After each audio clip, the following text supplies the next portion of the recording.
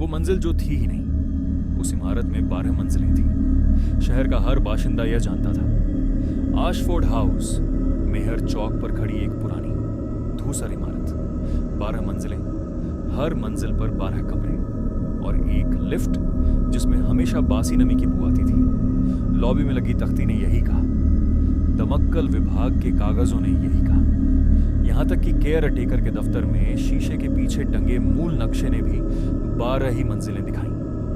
तो जब नेहा शर्मा 12वीं मंजिल के कमरे 12B में शिफ्ट हुई तो उसने सीढ़ी के दरवाजे के ऊपर दीवार पर खरोंच कर लिखे 13 पर कोई ध्यान नहीं दिया। बच्चों की शरारत होगी उसने सोचा। तीसरी रात उसे आवाजें आने लगी, कदमों की नहीं बल्कि कुछ घसीटने की आवाज, जैसे ऊपर कोई भारी फर्नीचर खींच रहा हो। उसने छत से कान लगाया, घर, रुको, घर। उसने केयरटेकर को फोन किया। वो एक पल के लिए चुप हो गया, जरूरत से ज्यादा देर के लिए। फिर बोला, पाइप होंगे, बरसात का मौसम है। जब नेहा ने और पूछा, उसने फोन काट दिया। अध्याय 2, सीढ़ियों पर रोशनी। 5वीं रात नेहा को नींद नहीं आई। रात के 2:47 पर उसने दरवाजा खोला और बाहर झांका।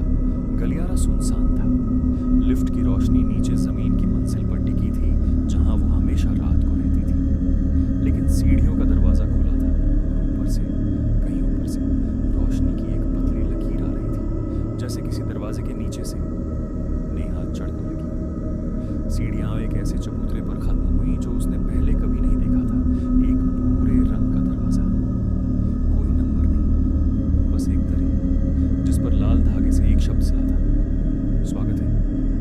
रोशनी नीचे से आ रही थी। उसने दस्तक दी, कुछ नहीं। हैंडल घुमाया। दरवाजा एक बिल्कुल सामान्य घर में खुल गया। सोफा, किताबों की अलमारी, चूल्हे पर एक केतली अभी भी गर्म, मेज पर आधी पी हुई चाय की प्याली, कैमोमाइल की खुशबू और किताबों के बीच एक तस्वीर। तस्वीर में नेहा का अपना चेहरा था, लेकिन वो बड़ी नहीं, कोई 7 साल की बच्ची, एक अनजान इमारत के सामने खड़ी, मुस्कुराती हुई, ऐसी मुस्कान जो उसे याद नहीं थी कि उसने कभी दी हो। उसने तस्वीर पलटी। पीछे पेंसिल से लिखा था, वो हमेशा 5वीं रात को आती है, इस बार उसे जाने मत देना। अध्याय 3, केयर टेकर का राज। नेहा भागी, सीढ़ियां उतरी, अपने कमरे में घुसी, दरवाजे को अंदर से बंद किया और सुबह की रोशनी आने तक दरवाजे से पीठ टिकाए बैठी रही। सुबह 9 बजे वो सीधे केयर टेकर के पास गई। एक भारी भरकम आदमी जिसका नाम था रमेश, जो बात करते वक्त कभी आंखें वो नहीं मिलाता था। 12वीं के ऊपर एक और मंजिल है, नेहा ने कहा। मैं कल रात वहां थी। रमेश ने अपनी चाय रख दी, उसके हाथ कांप रहे थे।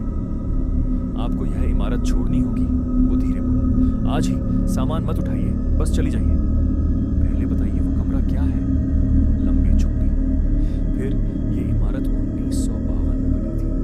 निर्माण के दौरान एक हादसा हुआ था। एक औरत 13वीं मंजिल से गिर गई थी। उन्होंने फैसला किया कि उसे बंद कर दो, सभी कागजों से मिटा दो, जैसे वो मंजिल कभी थी ही नहीं। वो औरत कौन थी? रमेश ने पहली बार उसकी आंखों में देखा। उसकी आंखें भीगी थी। उसका नाम था एलिना शर्मा। वो इस इमारत की मुख्य वास्तुकार थी।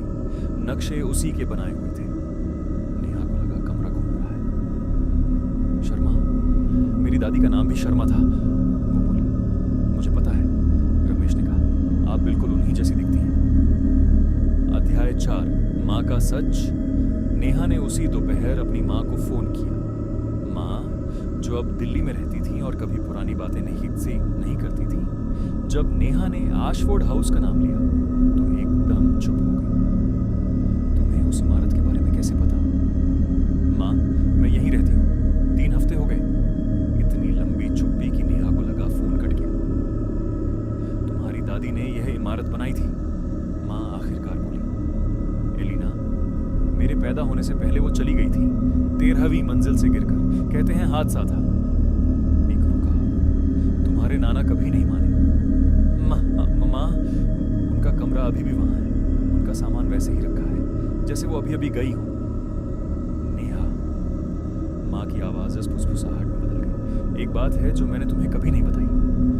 जब तुम 7 साल की थी, हम एक बार उस इमारत के पास गए थे, बस देखने के लिए। तुम भटक कर अंदर चली गई। जब हमें मिली, तुम सीढ़ियों पर खड़ी किसी से बात नजर नहीं आ रहा था। मैंने पूछा, किससे बात कर रही हो? तो तुमने कहा, क्या कहा? तुमने कहा था ऊपर वाली दादी से, वो कह रही हैं कि बहुत इंतजार किया, अब तुम आ गई हो। अंतिम अध्याय। सच्चाई नक्शे का अधूरा हिस्सा। उस शाम नेहा फिर ऊपर गई। उसने खुद से कहा, जवाब चाहिए। वो फिर सीढ़ियां चढ़ी, पूरा दरवाजा धकेला और अंदर आ गई। कमरा अब अलग था, गर्म, खिड़की पर मोमबत्तियां, हालांकि उन्हें जलाया किसने? और मेज पर ठंडी चाय के पास लाल धागे से बंधा नक्शों का एक रोल। नेहा ने खोला, आशफोर्ड हाउस 1952। सब कुछ एकदम सटीक, एक चीज छोड़कर। 13वीं मंजिल के नक्शे के हाशिए पर एलिना शर्मा की हस्तलिपि में लिखा था, ये मंजिल उसके लिए सुरक्षित है। जो ढूंढते हुए आएगी, खून खून को पहचानता है, वो जानेगी कि क्या पूरा करना है। नेहा ने धीरे धीरे पीछे मुड़कर देखा।